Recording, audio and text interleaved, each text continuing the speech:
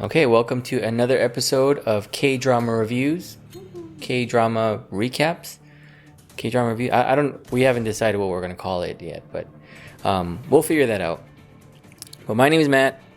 I'm Rebecca. We're covering Vincenzo episode 2. Spoiler alert, we are going to jump into episode 2 in 3, 2, 1. The episode opens up with Vincenzo holding basically the gang leader Who took the building illegally. from his wrist over the ledge or outside the window, right?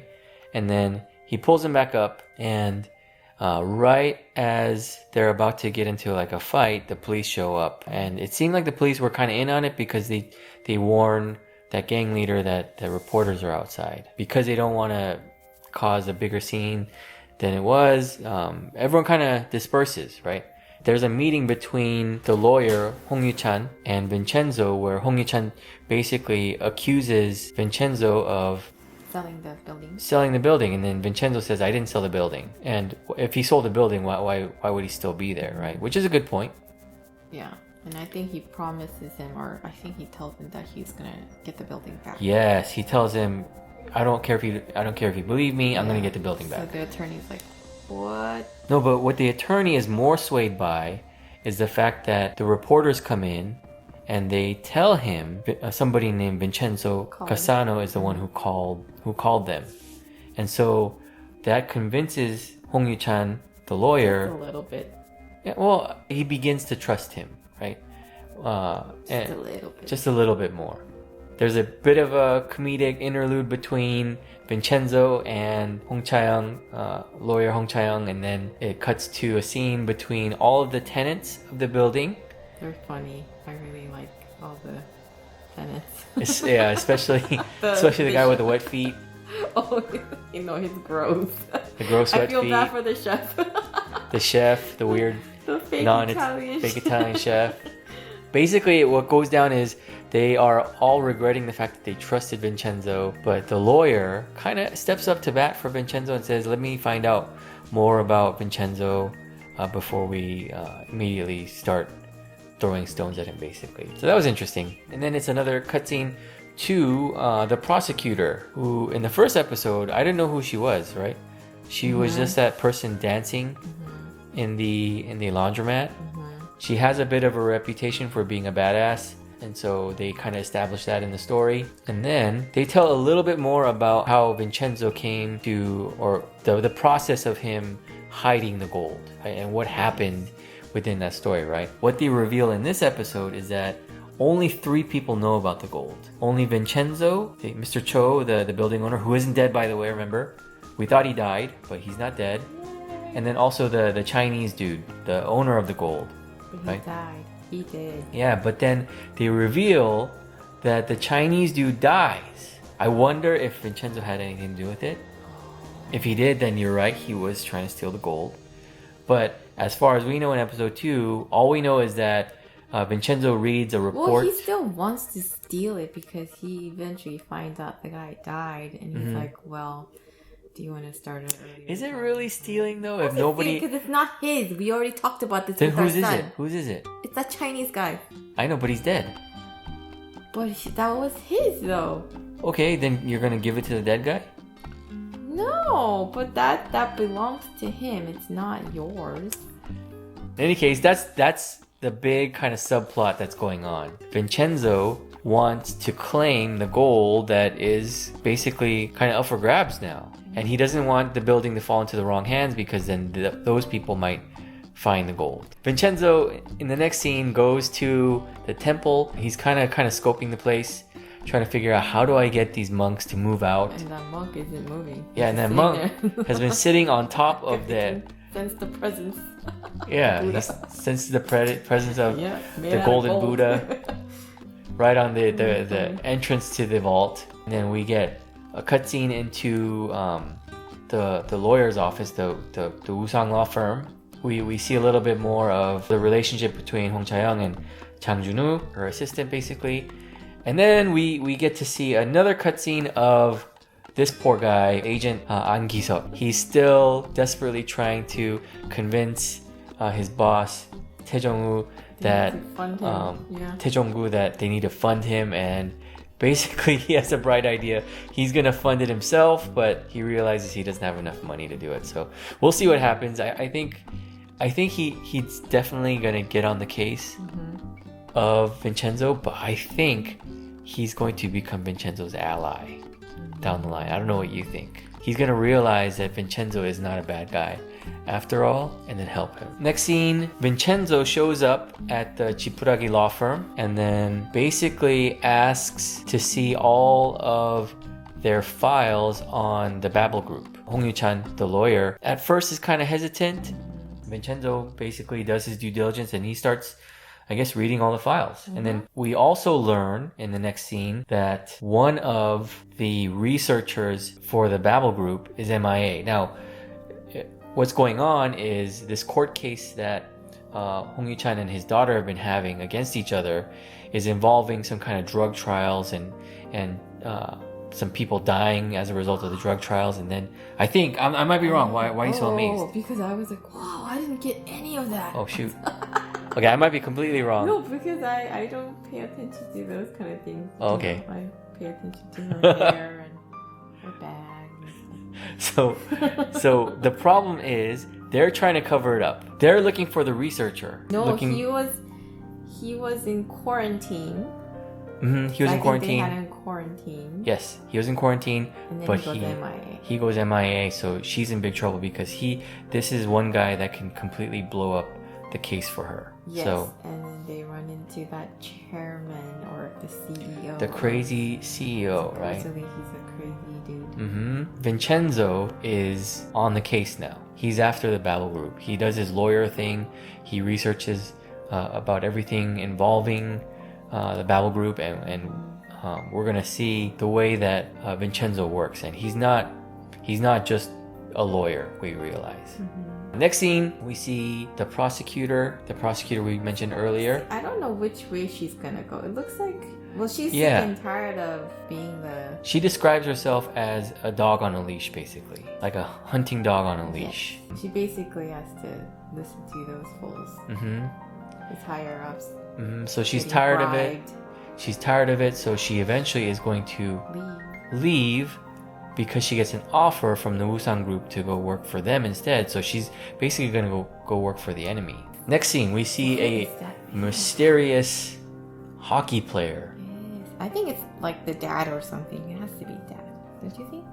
But it could be, but putting on full like hockey gear, like that's kind of strange. He's really young for a CEO, so I'm thinking the boss is probably going to be really young too. But in any case, there's clearly somebody above the CEO of the Babel group.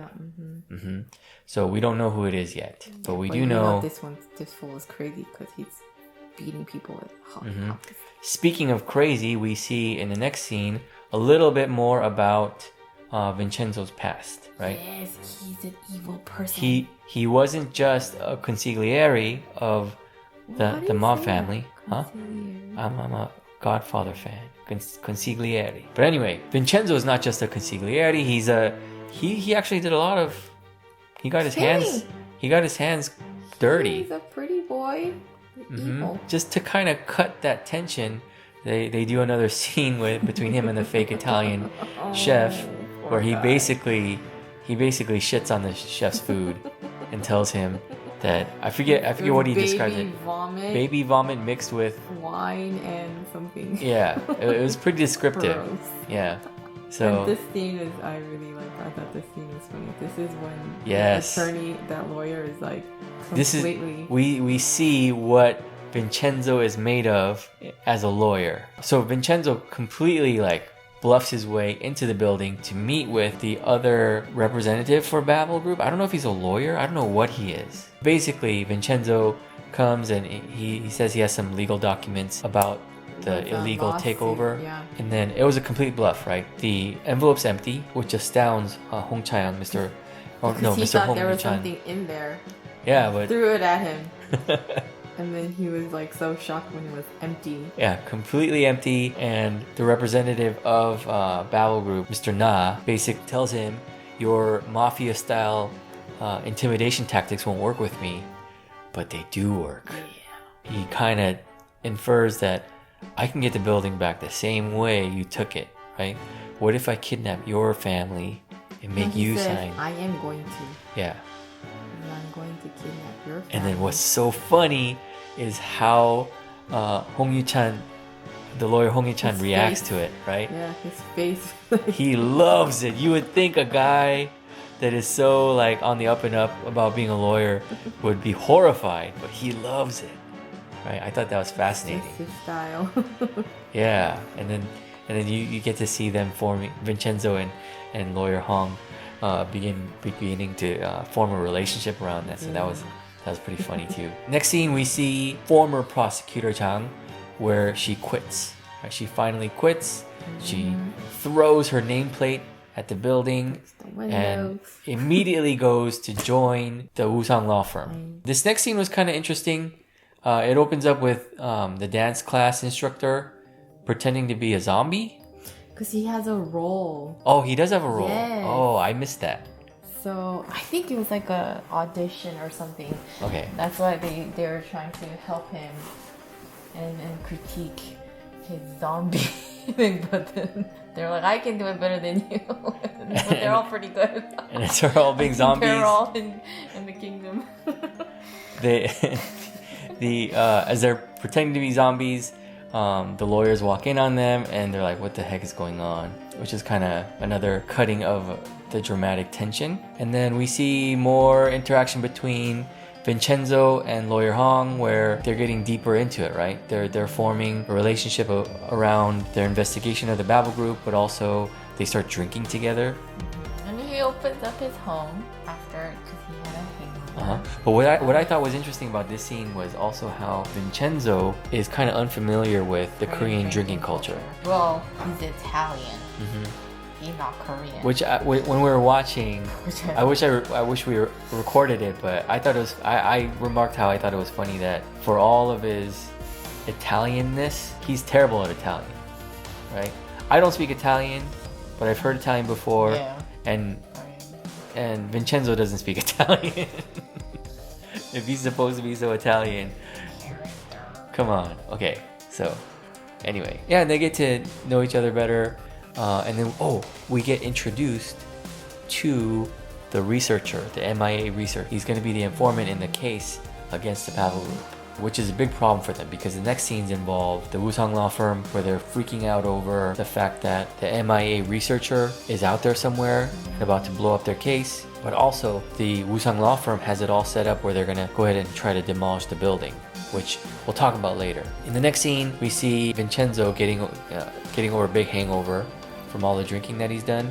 He gets invited over to lawyer Hong's house, where he has some hangover soup to help him. And then pretty comedic part where he sees the photos. He thinks Hong Yu-chan has a different daughter. He doesn't recognize the fact that the person in the picture is Hong Chae-young. And then the daughter comes and she's horrified at the fact that he has those pictures up. Is this after she found out that they're demolishing the building? So it is after she comes to tell him about it, right? She comes to tell him about it because he's not picking up his phone. But even before she can really tell him, he gets a call from the researcher and he runs out to meet the researcher. So the next scene was kind of confusing to me because all of them are trying to figure out what are they going to do. They're going to demolish the building. The tenants are all gathered together. Because they have to leave. And so they're trying to figure out. Angry. What pisses them even more off is the fact that when they're having this serious discussion, Vincenzo seems like he's just on their version of Instagram. It's not called Instagram, but it's this universe's version of Instagram, and they get kind of angry at him. But he's not really just on Instagram. What he's doing actually trips some kind of alarm in the. No, wasn't he on Instagram? No, he was. And the fact that his picture popped up, it tripped some kind of like alarm in the International Crime Response Agency with Agent An. That's why we see his picture pop up like that, and he gets super excited about it because now like he has a reason to go track him down. Back to the building, people are freaking out. They're trying to move out their stuff, or it looks like they're trying to move out their stuff, but they're not actually moving their stuff out because Vincenzo actually has a plan on what to do. We don't know what the plan is, But as far as the viewers are concerned at this moment, it seems like all the tenants are trying to move out, but that's not what they're doing.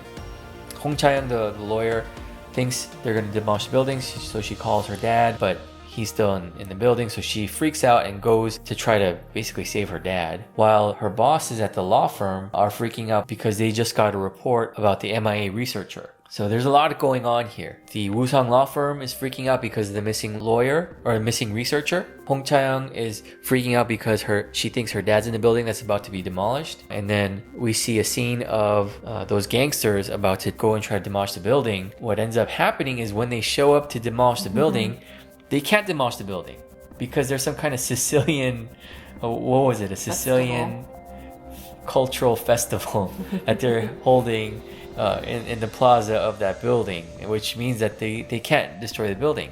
Yeah, or else they're gonna get hurt. And there were a lot of influencers. A lot of influencers there, a lot of people on cell phones, right? I mean, just wasn't gonna happen. So basically, what they reveal, kind of like in kind of like an Ocean's 11 style scene, is what happened, right? How they organized it, and basically, what they reveal is that Vincenzo has this brilliant idea of holding that festival. And so what he was doing was, he wasn't just on Instagram when he was at that tenant meeting. He was inviting all these different people using social media to that festival. And so we see this cutscene where people see his Instagram post, and it just... It's like perfect suit. Just...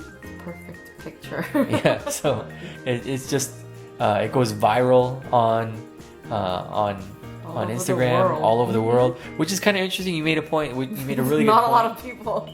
If it went viral, you would think there would be more people at that plaza. They couldn't afford. There were a lot of people at the plaza, but it wasn't to the viral level, right? And so they reveal that that's what he did, which is fascinating. And then the episode ends. Yep. So. Yeah, so overall, super interesting. Like I said, the comedic elements are great. They cut the dramatic tension, cut the comedic elements every now and then. And so I think the next episode is going to be more dramatic. Well, yeah, probably we'll learn more about it. The preview made it seem more dramatic, right? They're going to get into more of the how Vincenzo is going to get the building back kind of scenes. Already? I don't know. That's what it kind of looked like. I might be wrong. Yeah. In any case, thanks for listening to this recap of episode 2. We look forward to seeing you on episode 3. If you liked this recap that we've done, please like and subscribe, and let us know what you think in the comments. Thank you.